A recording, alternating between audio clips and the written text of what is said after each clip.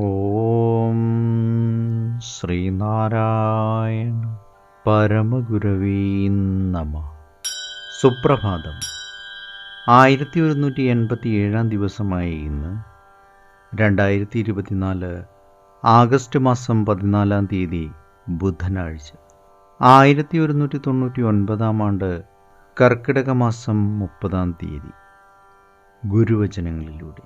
രൂപം തുടങ്ങിയ പഴങ്ങൾ 5 ഭക്ഷിച്ച് മലഭാണ്ഡമായ ദേഹമാകുന്ന കൂട്ടിൽ താമസമാക്കി നയമായി സദാ അതൃപ്തി പ്രകടമാക്കുന്ന ജ്ഞാനേന്ദ്രിയങ്ങളാകുന്ന 5 കിളികളെയും കീഴടക്കി നശിപ്പിക്കുന്ന ജ്യോതിർമയമായ ആത്മാനുഭൂതി നേടി ചിത്തം പ്രസന്നമാക്കണം.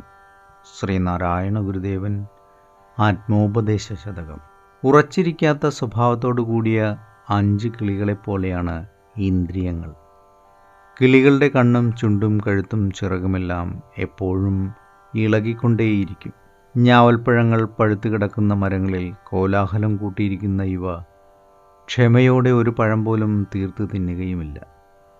പലതുകളിൽ കൊത്തി അകന്നു പോകുന്ന ഈ കിളികളെപ്പോലെ ഇന്ദ്രിയങ്ങൾ വിഷയരസം നുകർന്നും വിഷയരസം തേടിയും പ്രപഞ്ച വസ്തുക്കളിലാകെ പരതി നടക്കുകയാണ്. അവയുടെ ചരടിനെ അയച്ചുവിട്ടിരിക്കുന്ന മനസ്സ് വിഷയഭോഗങ്ങളുടെ ആധിക്യത്താൽ ഭോക്താവിനെക്കുറിച്ച് ചിന്തിക്കുന്നത് പോലുമില്ല.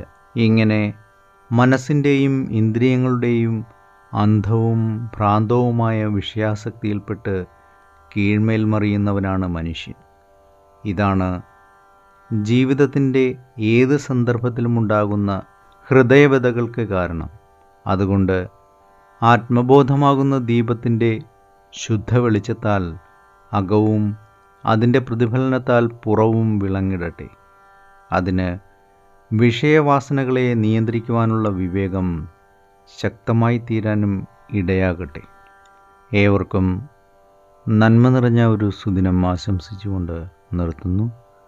നന്ദി, നമസ്കാരം. ഗുരുധർമ്മം ജയിക്കട്ടെ. ശബ്ദം നൽകിയത് സുജീഷ് മഹേശ്വരി.